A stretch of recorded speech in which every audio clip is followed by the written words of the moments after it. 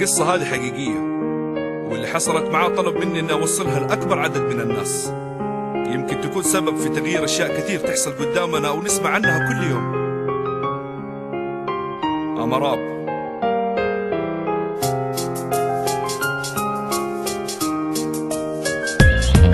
انا اسف وادري اني جاي متاخر، راجح لك وانا كلي ندم راجع، وانا متعتر اسودت في وجه الدنيا وانقفلت كل الابواب، من الام الى الام، من عذاب الى عذاب، صارت حياتي موت وبان علي الانكسار والندم في كل مكان واحكم علي الحصار، ما ادري كيف اقدر اقول انا اسف، تعبان من السفر في الجو العاصف، من بعدك انا انتهيت، ماني شايف اي طريق، ماني شايف غير سواد، ماني شايف اي توفيق، انا ميت وانا عايش وانا ضايع الضرير، انا الظالم اللي ظلمت اللي ربتني صغير، انا ايش اللي خلاني ابعد عنك كل دي المدة، كيف سمحت لي نفسي اقسى عليكي وانت في عز الشدة، كيف اعيش وانا العاق والغضيب، بي وجه ادعي ربي واطلب انه يستجيب، انا املي في الله كبير وانا نادم، تغفر لي الذنوب وانت اللي مني قريب، يا الهي اغفر ذنبي الكبير وارحم امي يا كريم وارحم عبدك الفقير. يا نور عيوني كيف كنت بتهوني، من بالك جن جنوني وانا ندمان، يا اغلى الناس بعد سكون الانفاس، وانا ظالم يا امي تأنيب الضمير بيلاحقني في كل خطوة، حاولت اني انسى صوتك لكن بلا جدوى، صوتك وانت تقولي ارجع يا ابن البيتك، ارجع لي يا حبيبي يا ضنايا مالي غيرك، سامحيني يا امي لانه قلبي كان صخرة،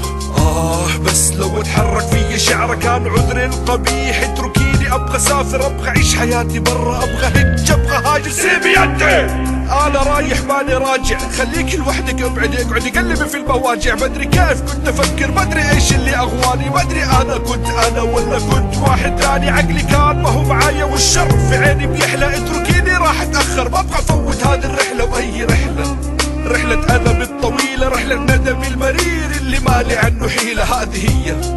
هذا اللي ما كنت ابغاه، هذا حالي للاسف واللي ما حد يتمناه، ليت الماضي اللي يعود، ليت ايامك لي ترجع، سلمت امري للدنيا تختار في اللي يوجع.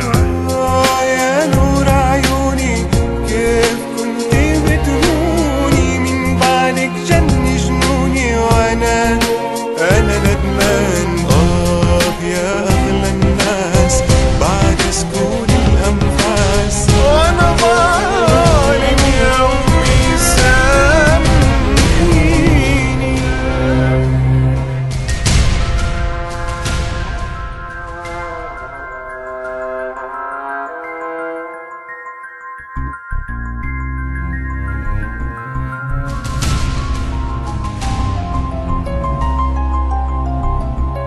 سيبي يدي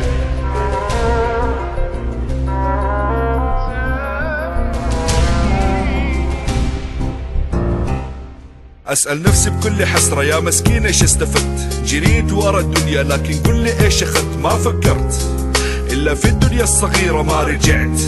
لأني كنت أعمل بصيرة، ما تندمت إلا لما ضاع الوقت، ما لحقت رضا أمي يا خسارة، ما لحقت، ما لقيت مني كل الطيبة والصبر، ما لقيت مني أنا إلا المر والأمر، أنا أدري إنه الكلام ما راح يرجع اللي راح، ولا يزحزح التراب، ولا بيدخل للكفن، ولا بيداوي أي جراح، ولا بيجبر أي حزن لو ما حصل اللي حصل، ولا صار اللي صار، كنت أتمنى إن أكون ابنك الرضي والبار، كنت أتمنى لو حسبت لي هذه الساعة اعتبار، كنت بكون لك السند وترابك اللي ينداس، كنت بكون أنا اللي رافع راسك بين الناس، كنت بكون أنا الولد ولا السند ولا الوفي، كنت بكون أنا اللي خلي همك يختفي، يا إلهي هذه هي بين يديك، رحمتك يا ربي يا ما توكلت عليك. يا نور عيوني كيف كنت بتهوني، من بالك جن جنوني وانا